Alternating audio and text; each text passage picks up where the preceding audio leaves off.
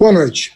Bom, no dia de hoje, o painel Haddad inaugura uma nova plataforma para fazer a sua entrevista para resguardar o isolamento social e manter tanto a mim quanto a equipe e o entrevistado em total segurança, de acordo com as orientações aí da Organização Mundial da Saúde e das nossas autoridades sanitárias. Eu estou muito feliz hoje porque eu vou conversar com um grande amigo de longa data, ministro da Justiça, ministro da Educação que me antecedeu e que montou a equipe que eu herdei com muito orgulho, responsável por muitos dos programas até hoje em vigor no Ministério da Educação, com o ProUni, Fundeb, a expansão da rede federal de institutos e universidades, enfim, tudo que nós fizemos juntos.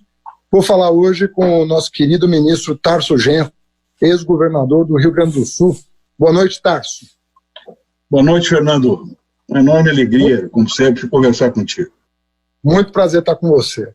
Bom, Tarso, nunca perdemos o contato um com o outro e agora estamos reunidos aqui para discutir uma grave crise que acomete o país e numa situação muito delicada, numa situação de crise de liderança, uma dificuldade muito grande do chefe do Executivo Nacional unir o país em torno de uma causa tão importante quanto é a preservação das vidas e a manutenção dos empregos. Ou seja, estamos diante de um desafio colossal que o mundo inteiro enfrenta, mas numa situação política muito particular. E você é uma pessoa que tem larga experiência na política, foi prefeito de Porto Alegre, foi governador do estado do Rio Grande do Sul, foi ministro em várias áreas, mas em algumas estratégicas como Educação e Justiça, também assumiu o Ministério das Relações Institucionais numa época muito delicada em que se tentava compor uma maioria para dar sustentabilidade para o governo Lula aprovar um sem número de medidas que permitiram ao povo pobre desse país pela primeira vez ascender e vislumbrar um horizonte para os seus filhos e netos com alguma generosidade. Enfim, você viveu já grandes momentos da vida nacional. E você é signatário, junto comigo e outros companheiros, não só do PT, mas de 7 outros partidos, de um manifesto que chama a atenção do país justamente para essa incapacidade do Bolsonaro em nos liderar a todos num momento tão grave da vida nacional. Então, eu queria, Tarso, desejando saúde e a você e a toda a tua família, resguardo, né? Que nós possamos nos abraçar, estarmos juntos o mais brevemente possível, celebrando a vida, celebrando a amizade. Eu queria que você começasse falando desse momento em particular, dessa crise que o Poder Executivo brasileiro em especial, destoando aí da experiência internacional, dessa crise que o Poder Executivo enfrenta. A que você atribui isso e qual é o papel da oposição nesse período? Me desculpe a longa digressão, mas eu queria introduzir o nosso assunto diretamente. Bem, nenhum de nós, né, Fernando, passou por uma situação como essa que nós estamos passando, né? Quando você combina uma crise de indícios de impossibilidade de sobrevivência da humanidade, tal qual ela está constituída no seu panorama, na sua estrutura política, econômica e sanitária, com uma crise interna de alta intensidade. Esse momento é um momento muito semelhante, apenas semelhante a um longínquo momento, que alguns de nós nos lembramos, que tem um pouco mais de idade, que é a crise dos mísseis, que foram instalados em Cuba na época da Guerra Fria. Naquele momento ali, se não fosse a capacidade dos líderes políticos fazerem uma negociação extraordinária de defesa da sobrevivência da humanidade, nós teríamos uma guerra nuclear. Infelizmente, nós estamos num momento análogo àquele, com outras determinações, onde nós não estamos tendo lideranças políticas importantes capazes de negociar uma saída. Se é verdade que nós temos a boa vontade, nós temos a capacidade política de alguns líderes europeus importantes, nós temos, de outro lado, pessoas como Trump e o Bolsonaro, que bloqueiam qualquer acordo civilizatório. Então, nesse momento, todos os quadros políticos do país estão no campo democrático, sejam de esquerda, sejam de centro, sejam de direita, inclusive, que nós temos também uma direita democrática. Nós temos que pensar num sistema de alianças capaz de restabelecer essa possibilidade. Isso significa nós conversarmos, dialogarmos, termos propostas para todos os âmbitos em que se faz política, inclusive para dentro do governo Bolsonaro, com pessoas, com quadros de Estado, com representantes, inclusive do governo e outras áreas, que não se pautam por essa insanidade política que o presidente da República está nos metendo. Nós temos que conversar com eles, nós temos que ser solidários, nós temos que apoiar os nossos governos municipais, estaduais, que estão demonstrando uma capacidade de resistência a essa insanidade. E temos que, no campo político estrito da esquerda, da centro-esquerda, do centro progressista, fazer uma ampla articulação da sustentação de uma proposta nova para o país. O país, como está, não se sustenta. E nós temos que pensar numa proposta de transição já, visualizando o fim da pandemia, visualizando o fim da anarquia política, visualizando o fim desse governo, que não se sabe quando é que vai terminar, que estranhamente tem se mantido com uma instabilidade que beira ao protofascismo, que beira a uma lembrança dos momentos mais dramáticos da República de Weimar. E isso nós temos competência, experiência e temos lideranças para fazer. Então eu acho que esse manifesto que trouxe esses partidos, que trouxe essas lideranças, né, que tem lá na reserva política permanente também o apoio do presidente Lula, foi um dos grandes presidentes que teve esse país, né, ao lado do Fernando Henrique, do ponto de vista democrático, não do ponto de vista econômico, ao lado do Juscelino Kubitschek, ao lado do grande reformista João Goulart. Lula foi uma grande figura, é uma grande figura, e dele nós precisamos também para encaminhar uma saída para esse país. Nós não temos que discutir agora quem é que vai ganhar a eleição em 22, nós não temos que discutir quem é que vai se projetar com essa crise, nós temos que discutir a sobrevivência do Estado brasileiro, a sobrevivência da democracia no Brasil, a sobrevivência da nossa capacidade de ser solidários, de construirmos uma saída nova, porque estas que estão sendo apresentadas até agora por esse governo, e até mesmo algumas que nós apresentamos, né, com as limitações do tempo, com as limitações da experiência, com as limitações da época, também não servem mais. Então eu acho que esses diálogos que tu fazes, as tuas manifestações, as manifestações do PT, do PSB, do PCdoB, do PSOL, de lideranças importantes que estão aí do PSB, inclusive, que vem se reencontrando com a sua postura histórica, são muito importantes para nós construirmos uma saída. É uma nova cultura política. Essa história de que tudo vai ser diferente no próximo período, ela é verdadeira, mas ela é verdadeira em parte. Tudo pode ser pior, se nós não nos unirmos para dar uma saída para esse país, para essa nação e para esse sacrifício que o povo brasileiro está passando nesse momento.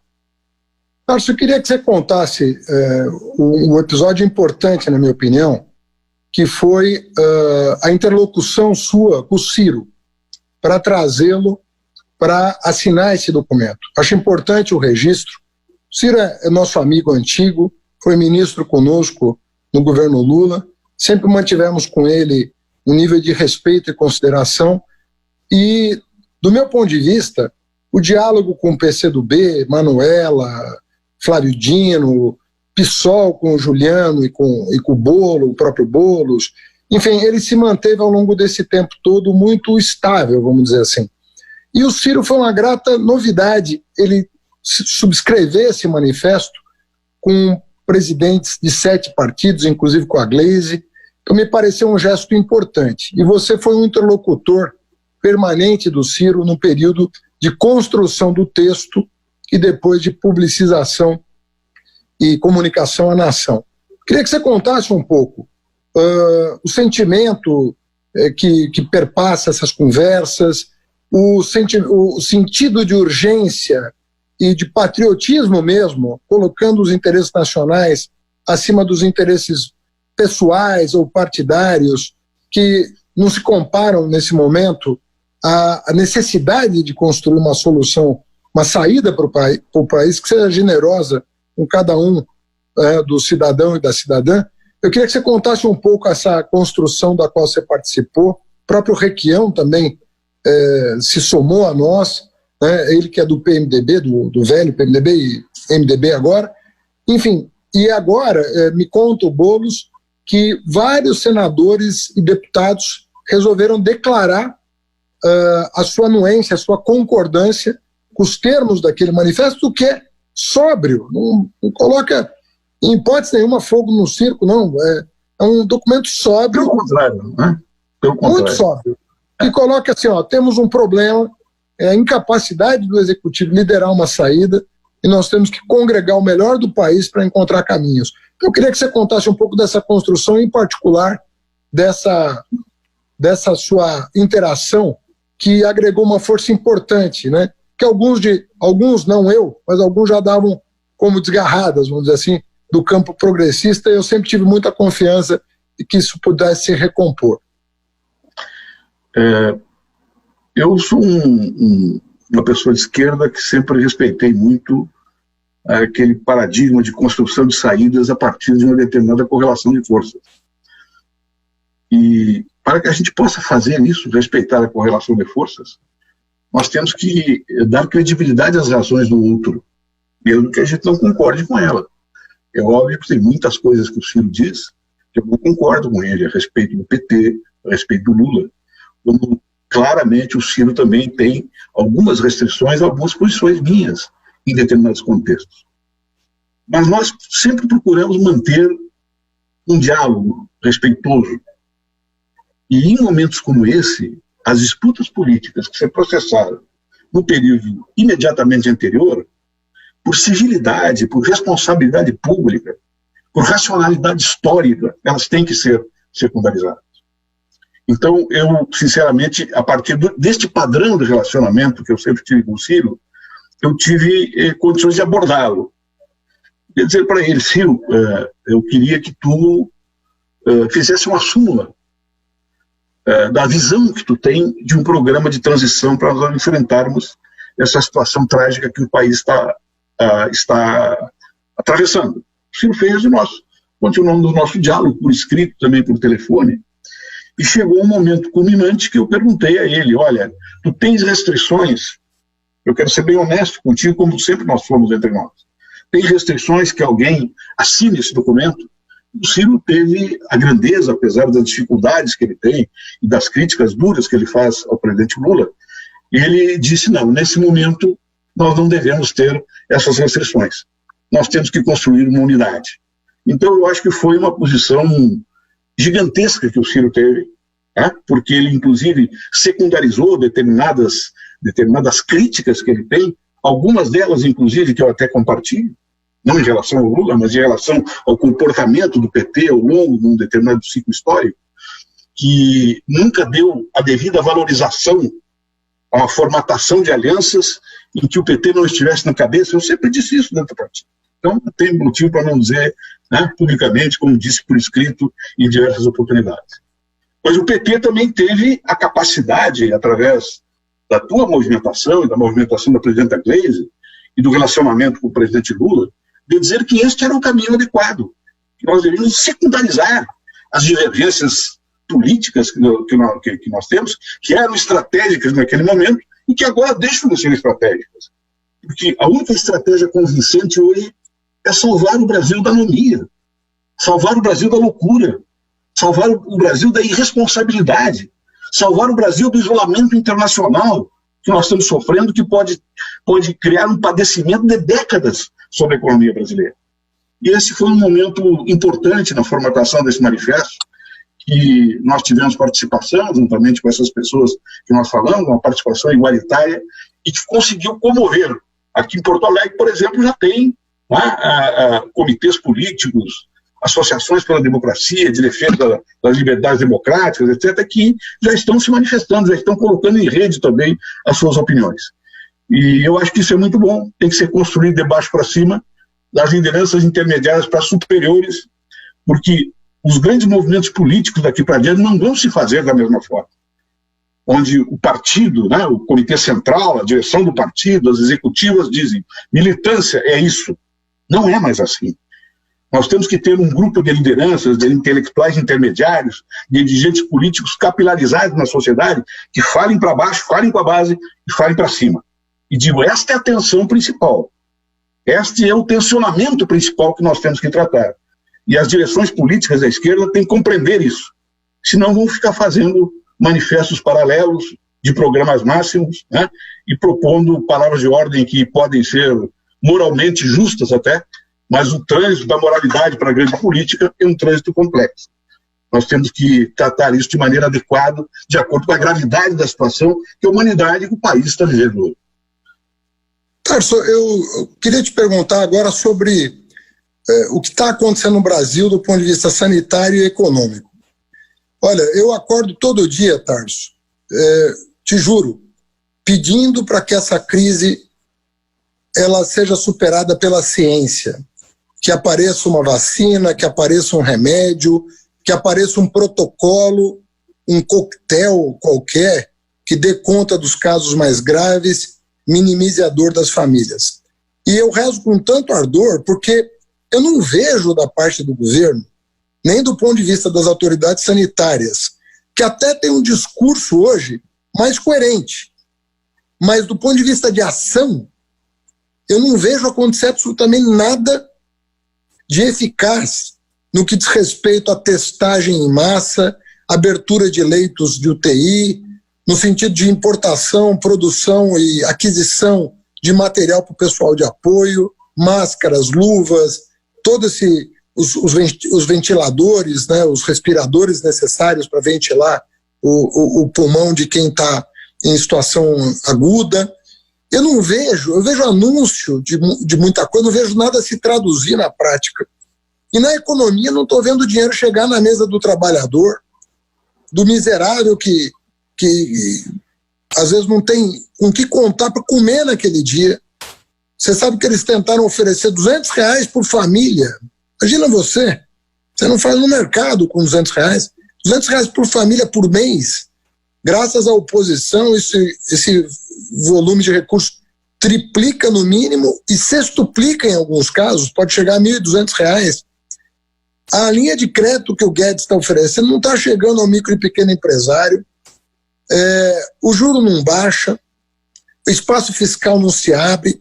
Enfim, você é gestor público, eu fui gestor público, nós temos experiência, a gente lê jornal todo dia, eu não vejo as ações se traduzirem em gestos concretos. Eu vejo anúncios, mas não vejo eles se desdobrarem na prática, no cotidiano, de milhões de pequenos empresários e dezenas de milhões de trabalhadores que devem estar, a essa altura, todos muito angustiados com o que está acontecendo no país. Não sabem o dia de amanhã, se vão receber uma carta de demissão, se vão ter redução de salário em função da MP da morte. Enfim, mesmo a PEC lá do sistema de crédito, ninguém sabe como é que vai se operacionalizar. Não é feito um anúncio consistente, prático, de como vai se resolver essa situação. Então parece que o que nos resta, nós aqui que estamos na planície, é torcer por uma solução, né, científica, que a ciência e a medicina nos socorram, porque o governo é muito lento e quando anuncia qualquer coisa, não aconteceu absolutamente nada nos últimos 30 dias no Brasil, na prática. Então eu queria a tua percepção, você tem muita experiência na máquina pública, você consegue sentir algum nível de segurança, tanto do ponto de vista das autoridades sanitárias quanto econômicas? Você, aí do Rio Grande do Sul, conversando com as lideranças locais, você vê a tradução de alguma realização do governo? E quanto tempo o país aguenta esperar por providências? É que quando nós não temos uma crise como essa, né, nós não temos uma visão certa do futuro, ou seja, teremos uma vacina daqui a 6 meses. E não temos também uma visão certa da política, ou seja, teremos o desenvolver de um mandato de governo normal até o fim da sua gestão. Nós estamos, na verdade, perante um futuro incerto do ponto de vista científico e do ponto de vista político. Isso derruba todas as estratégias concebidas até agora, pelas lideranças políticas, pelos movimentos sociais, pelos sindicatos e pelos partidos. Então nós temos que lidar, sabe de uma frase que eu gosto muito, com a centralidade ontológica do presente. Nós temos que lidar com o presente. E o presente não se resolve nem pela ciência, porque nós não temos essa perspectiva científica imediata, e nem pela política, porque nós não temos um sistema de aliança e não temos um diálogo com o Estado brasileiro que tenha racionalidade. Porque o governo Bolsonaro poderia ser um governo de direita, inclusive um governo de extrema direita, porque foi eleito a partir de um determinado padrão, na minha opinião, um padrão decomposto do ponto de vista democrático, mas foi eleito. Ele poderia, num determinado momento, dizer à sociedade: nós temos que montar aqui um comitê de defesa do país, da sobrevivência do país e das suas instituições, e convidar a todos para fazerem uma moratória política. Qualquer líder político mentalmente sadio, realmente preocupado com o seu país, faria isso. Mesmo sendo uma pessoa de direita, mesmo sendo uma pessoa que estivesse preparando uma estratégia, né, de radicalização do autoritarismo do país. Não fez isso. Não fez isso e não vai fazer. Então nós temos que lidar efetivamente com essa questão do ponto de vista das bases preliminares políticas para que nós possamos visualizar um determinado futuro.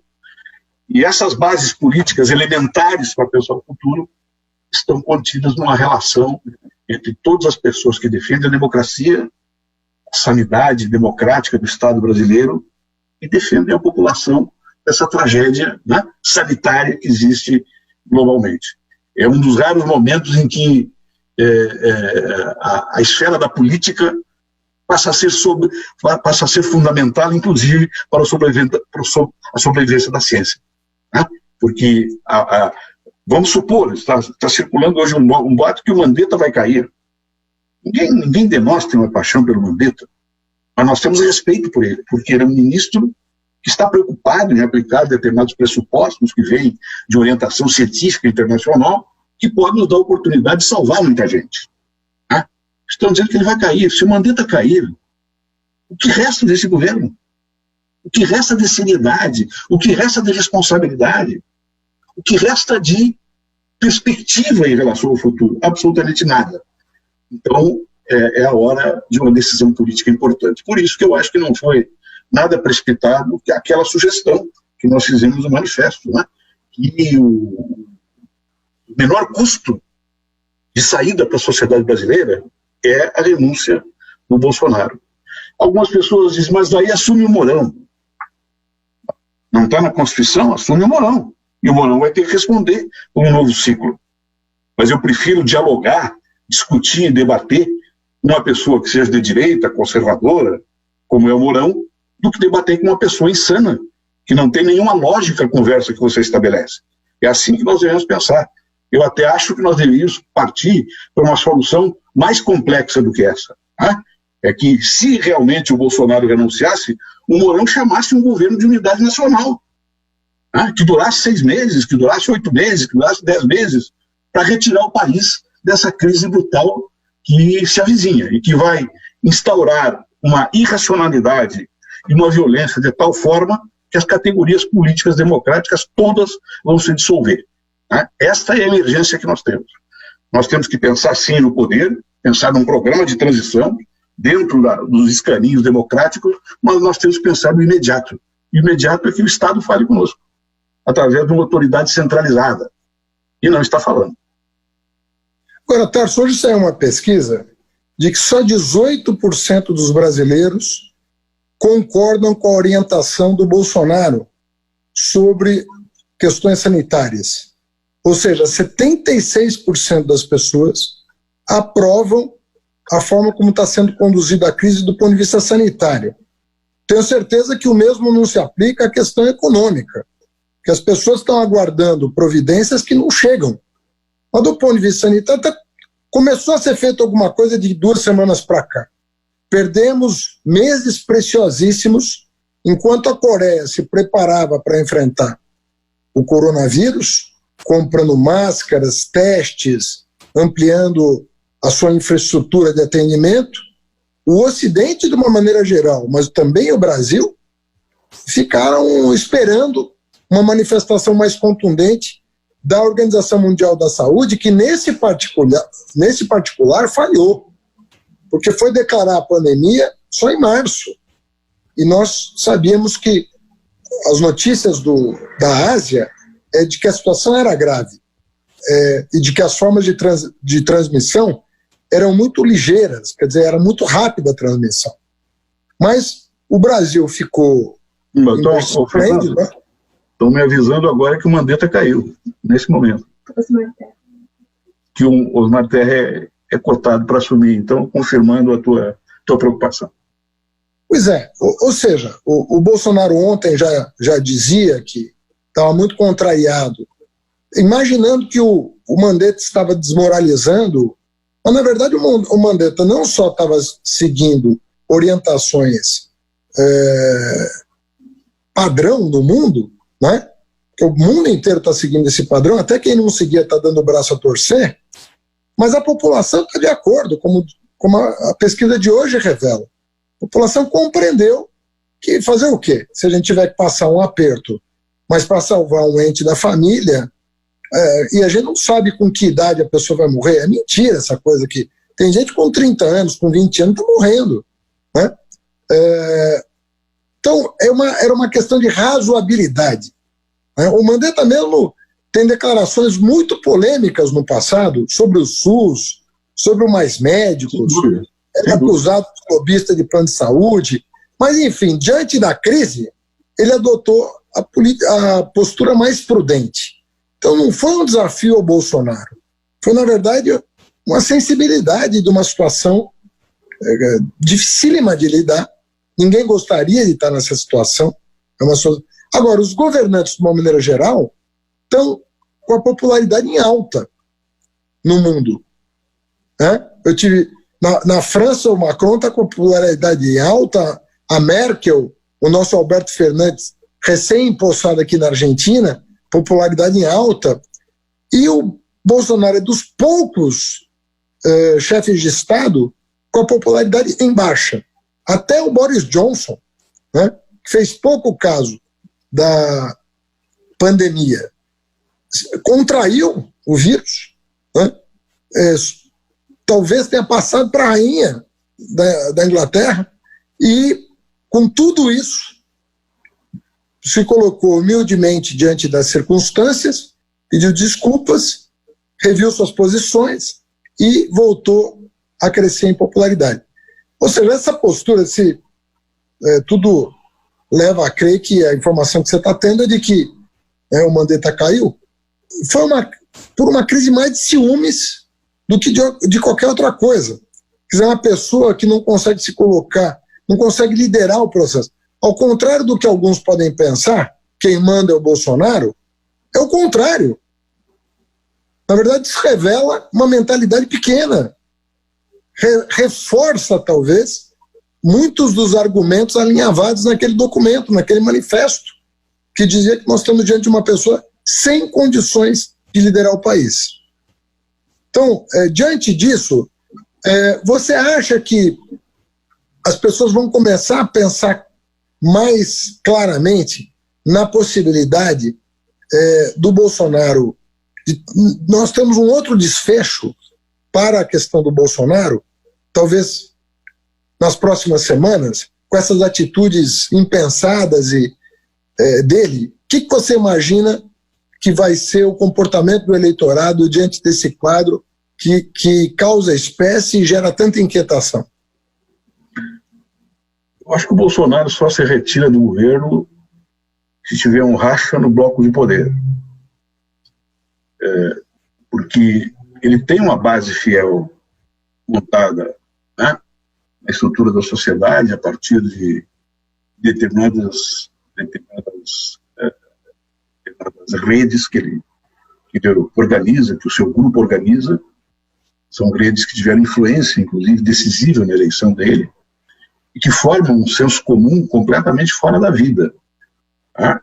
Esse senso comum dessa base, que atinge provavelmente 25% a 30% da população, ele é composto, inclusive, de pessoas de poucos recursos, pessoas pobres, pessoas semi-empregadas, desempregadas, ou pessoas carentes do ponto de vista de inserção na sociedade formal.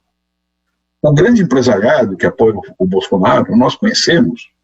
São raros os empresários do Brasil que têm uma visão, têm uma ideia de nação. A ampla maioria deles são oportunistas, se relacionam com os governos a partir dos seus interesses fracionários dentro, né, da massa de capital que ele distribui entre si, e que são demandas legítimas. Como é que o presidente Lula organizou esse sistema de pressão? Organizou para dentro do Conselho de Desenvolvimento Econômico e Social, onde nós conseguimos estabelecer ali um diálogo racional, que era muito criticado, inclusive, por determinados setores da imprensa. E onde os empresários colocavam as suas demandas, mas tinham que colocar de maneira contrastada com a demanda dos outros.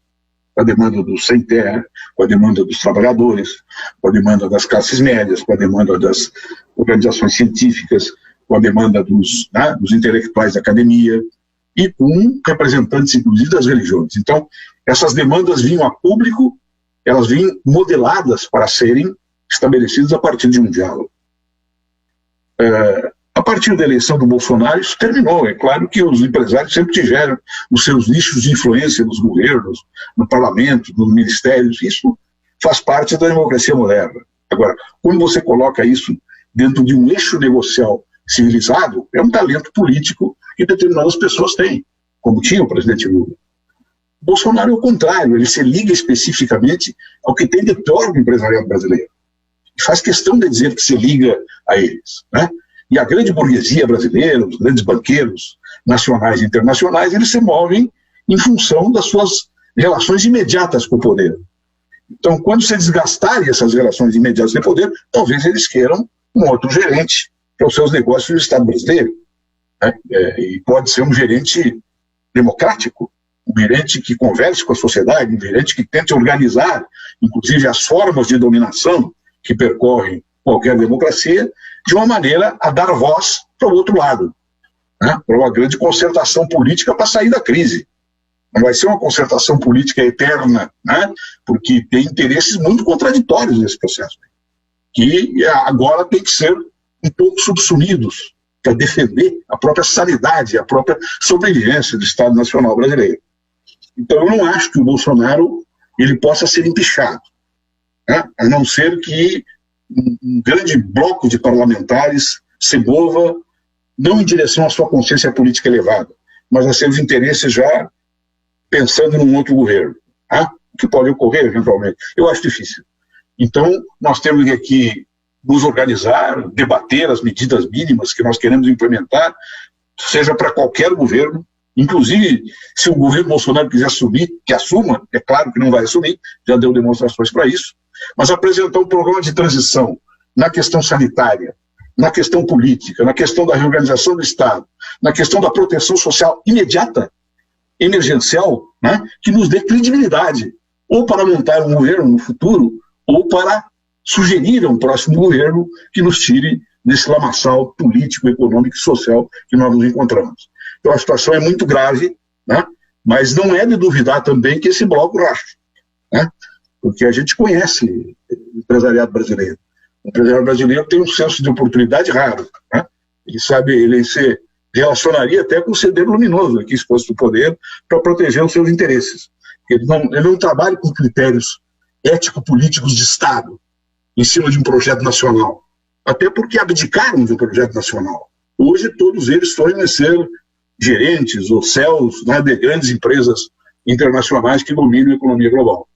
Mas nós temos que pensar que eles são reais, que eles existem e que eles têm uma função social. Temos que enquadrá-los dentro de uma nova perspectiva de governo, de uma nova política econômica, de um novo projeto de nação. Agora, Tarso, eu tenho lido os seus artigos, você tem publicado artigos sobre política, e você tem feito menção cada vez mais recorrente a história italiana e alemã pré-nazifascismo. Né? Você tem estudado essa matéria e tem feito uma reflexão muito interessante sobre os períodos que antecederam a ascensão do Mussolini na Itália e do Hitler na Alemanha. E você dá testemunho nesses artigos do esforço de razoabilidade que alguns políticos fizeram no sentido de trazer a consciência nacional, os riscos que as sociedades então estavam correndo, buscando uma racionalidade do processo político, e nada parecia conter essa escalada autoritária que esses dois países viveram, numa circunstância, eu diria, de uma população muito mais instruída do que a nossa, mesmo 100 anos atrás. Você pegar a sociedade alemã dos anos 20, é uma sociedade educada. E nem a educação e a ciência alemã, que era de ponta, foi capaz de criar embaraços para a ascensão do nazismo.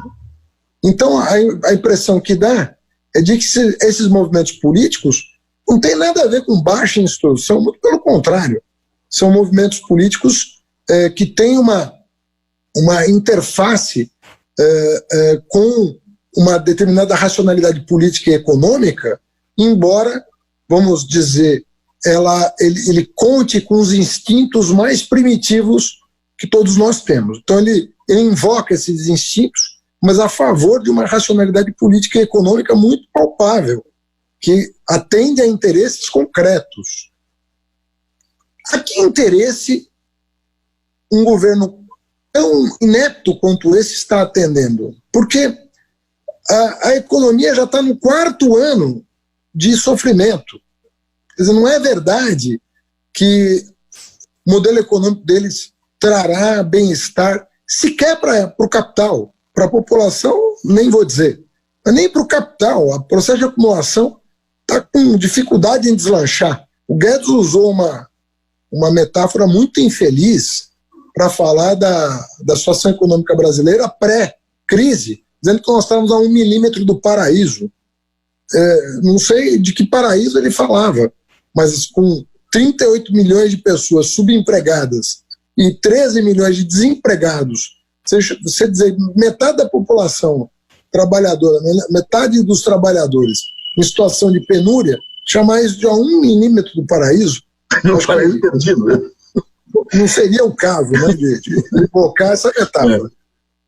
Agora, a que interesses esse fascismo tropical, né, o neoliberalismo do Temer, que ele herdou, acrescido aí de um obscurantismo absurdo e um grau de autoritarismo que há muito tempo não se vê na sociedade brasileira. A que interesses um governo desse está respondendo, de fato? Qual é a expectativa desse mercado financeiro? Ganhar o quê agora que a Bolsa caiu 50%? Do que nós estamos falando, afinal? Eu acho que esses setores aí, na verdade, começaram a ver que estão sendo logrados. Como é que foi montado o governo Bolsonaro? Ele fez um pacto com setores reformistas e ultra-reformistas de direita, da grande burguesia brasileira, dos meios de comunicação, para realizar determinadas reformas, e deixem comigo a política. A política, deixem comigo que eu falo com a minha base sobre a política. Isso é possível em circunstâncias muito especiais, que podem ser derrotadas, que podem ser abaladas por um grande acontecimento global ou nacional. Veja que a ascensão do Mussolini se deu a partir da desmobilização dos exércitos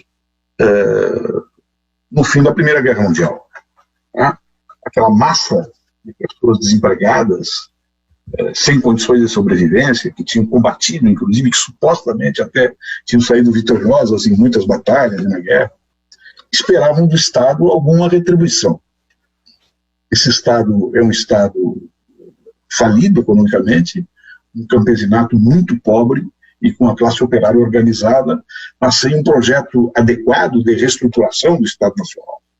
É assim que que Mussolini acendeu, né, e centralizou a sua figura todo aquele rancor. O rancor é a glória do passado, a glória da guerra e o rancor contra as classes dirigentes, contra as classes dominantes italianas, que depois vão ser o bloco aliado fundamental do seu governo. Já a ascensão do nazismo se dá num outro quadro, se dá num quadro em que existe uma tentativa revolucionária, organizada e estruturada pelo proletariado moderno na Alemanha, e que não tinha condições, ficou demonstrado historicamente, que não tinha potência política para tanto. Somado aos rancores da derrota da guerra, somado à desmobilização dos soldados alemães, que então se dirigem para uma saída extrema, para uma saída fenomênica, em cima de uma figura, um redentor nacional, tá? Uma espécie de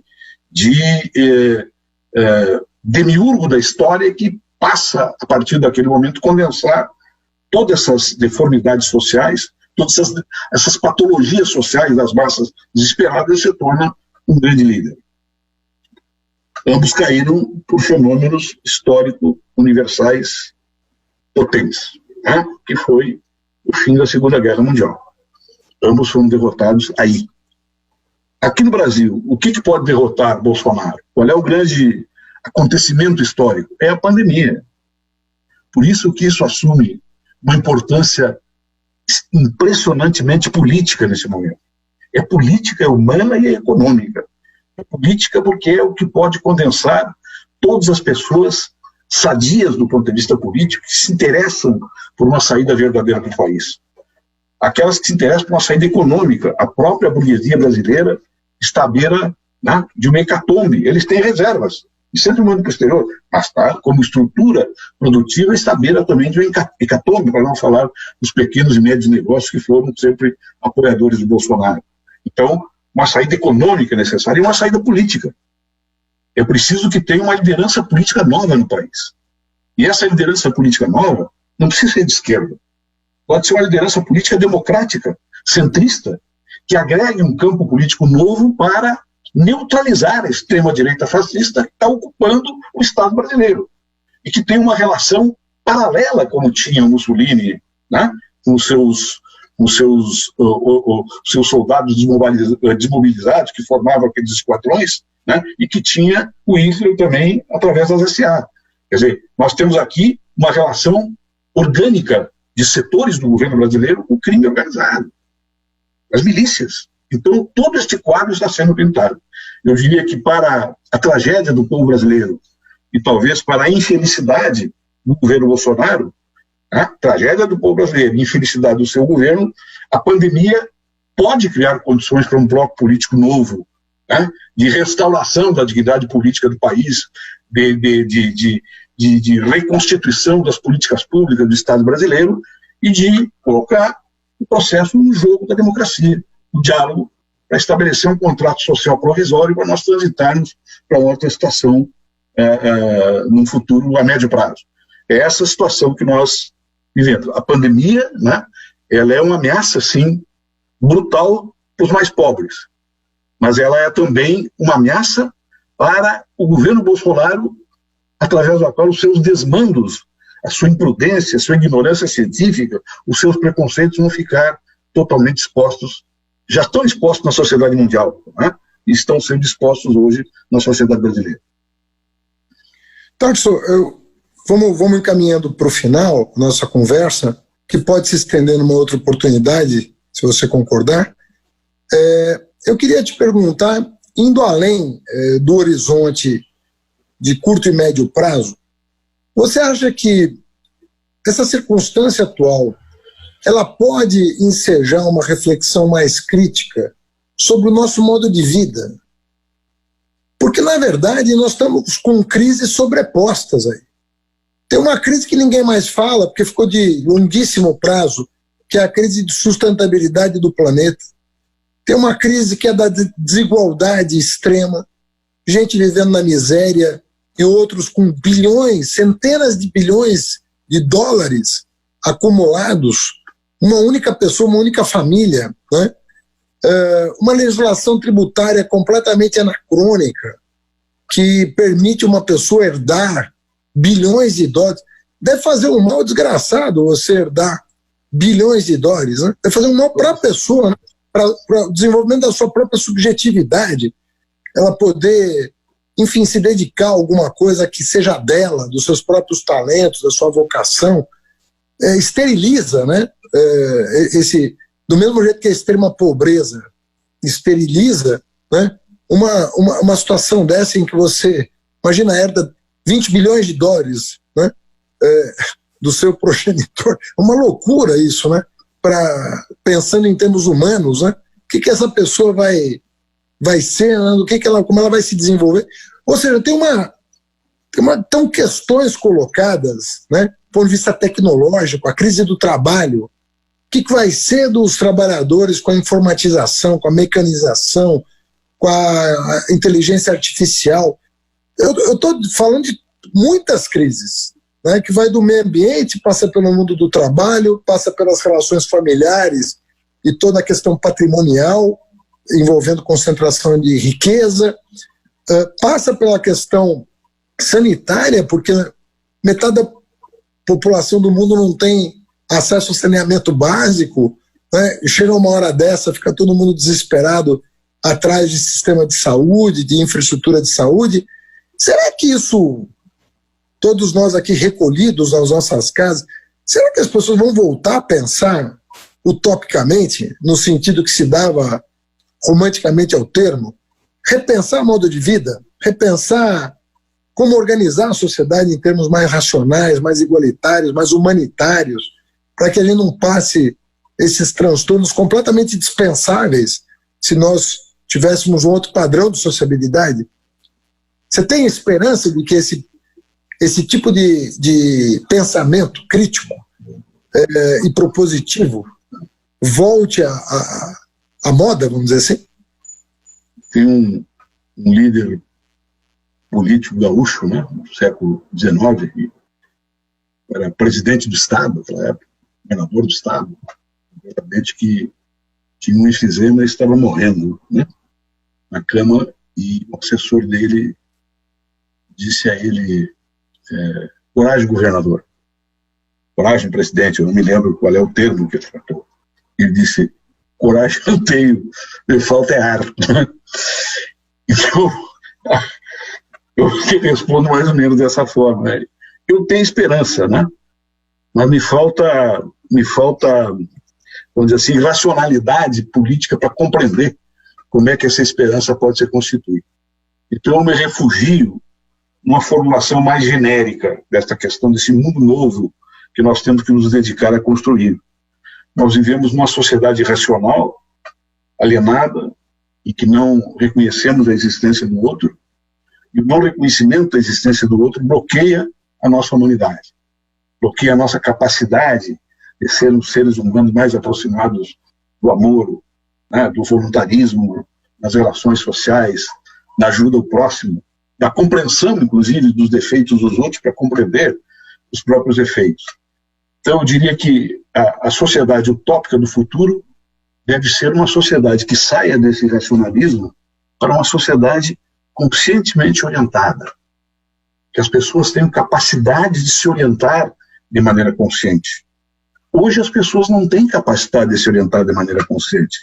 Não só porque a sociedade está completamente desestruturada daqueles padrões tradicionais, da estrutura de classe do capitalismo moderno, onde as classes negociavam a sua sobrevivência, né, nos grandes projetos sociais democratas, como também não tem uma cultura de solidariedade e de articulação horizontal na sociedade, porque a sociedade da praça foi substituída pela sociedade do celular, que as pessoas se abrigam atrás das máquinas e não têm mais contatos pessoais, né? Pelo menos como tinha nos grandes movimentos culturais e políticos do século passado. Então, lutar para produzir uma sociedade conscientemente orientada é a nova utopia que nós temos que trabalhar.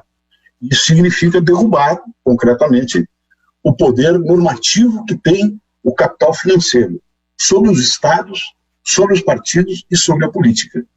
Porque isso, para ser uma utopia concreta, tem que ter um adversário concreto, ou um inimigo concreto. E neste momento, o grande inimigo da humanidade é a acumulação sem trabalho.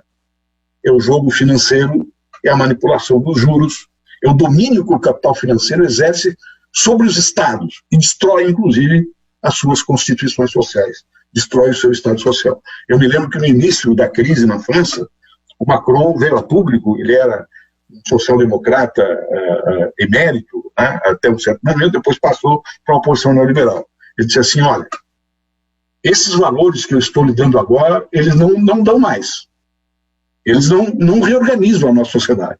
Nós temos que repensar um outro padrão de valores econômicos, sociais e políticos para restabelecer a dignidade da França, das ideias primárias da Revolução Francesa, liberdade, igualdade e fraternidade. Quer dizer, é um líder que, ao contrário de alguns líderes que a gente vê na história latino-americana e na história do nosso país até, quando chegam ao poder eles melhoram, né? Tem uns que pioram. Nós conhecemos bem eles. Eu pergunto um pouco isso, tá, inspirado na leitura de um editorial do Financial Times dessa semana. Exatamente. Falando que nós tínhamos que voltar a discutir, imagina, Financial Times, voltar a discutir imposto sobre herança e renda básica e cidadania. Ou seja, se até o Financial Times está à esquerda dos empresários brasileiros, quero crer que haja espaço para a gente voltar a pensar inovações institucionais que voltem a dar um pouco de esperança para a nossa gente, né? Para a humanidade em geral. Sim, sem dúvida. Eu li esse editorial e acho que ele abre uma perspectiva importante, né, para a própria compreensão da nova etapa da globalização que vem por aí. Eu acho que ele é importante, é sadio, tem que ser muito bem compreendido por todos nós. Tarso, eu queria te agradecer muito, já deixar um convite aqui para uma próxima conversa. As coisas estão aceleradas no Brasil, provavelmente daqui 15, 20 dias nós vamos ter muitas novidades para discutir. Espero que para o bem do país, se Deus quiser, mas queria te agradecer essa oportunidade dessa conversa, renovar os votos de amizade que nos unem há tanto tempo. É um prazer sempre muito grande falar com você, deixar um abraço para os gaúchos, nossos correligionários aí, e agradecer os internautas que estão nos assistindo, a paciência de discutir o nosso país num momento tão importante, né, e que surgiram pautas, temas para debate, que estamos aqui muito abertos a acolher. Obrigado, Tarso. Grande abraço para você. Obrigado, Fernando. Um grande abraço. Até a próxima. Falamos. Até a próxima. Nos falamos.